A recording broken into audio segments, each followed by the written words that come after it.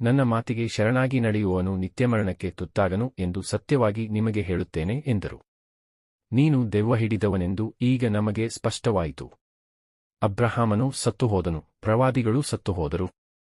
ಆದರೂ ನೀನು ನನ್ನ ಮಾತಿಗೆ ಶರಣಾಗಿ ನಡೆಯುವವನು ಎಂದೆಂದಿಗೂ ಸಾವಿಗೆ ತುತ್ತಾಗನು ಎಂದು ಹೇಳುತ್ತಿರುವೆ. ನಮ್ಮ ತಂದೆ ಅಬ್ರಹಾಮನಿಗಿಂತಲೂ ನೀನು ಶ್ರೇಷ್ಠನೋ?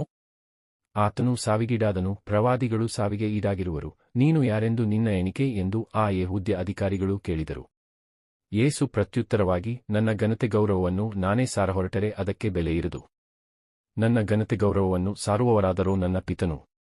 ಆ ಪಿತನನ್ನು ಕುರಿತೇ ಅವರು ನಮ್ಮ ದೇವರು ಎಂದು ನೀವು ಹೇಳಿಕೊಳ್ಳುತ್ತೀರಿ. ಆದರೆ ಅವರ ಅರಿವು ನಿಮಗಿಲ್ಲ, ನನಗಿದೆ. ಅವರ ಅರಿವು ನನಗಿಲ್ಲವೆಂದು ನಾನು ಹೇಳಿದೆಯಾದರೆ ನಿಮ್ಮಂತೆ ನಾನೂ ಸುಳ್ಳುಗಾರನಾಗುತ್ತೇನೆ. ಅವರ ಅರಿವು ನನಗಿದೆ.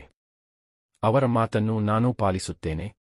ನಿಮ್ಮ ತಂದೆ ಅಬ್ರಹಾಮನು ನನ್ನ ದಿನವನ್ನು ತಾನು ಕಾಣುವನೆಂದು ಹಿಗ್ಗಿದನು. ಆತನು ಅದನ್ನು ಕಂಡು ಆಯಿತು, ಹಿಗ್ಗಿಯೂ ಆಯಿತು ಎಂದು ಉತ್ತರಕೊಟ್ಟರು. ಯೆಹೂದ್ಯರು, ನಿನಗಿನ್ನೂ 50 ವರ್ಷವಾಗಿಲ್ಲ, ನೀನು ಅಬ್ರಹಾಮನನ್ನು ನೋಡಿದ್ದೀಯಾ ಎಂದರು.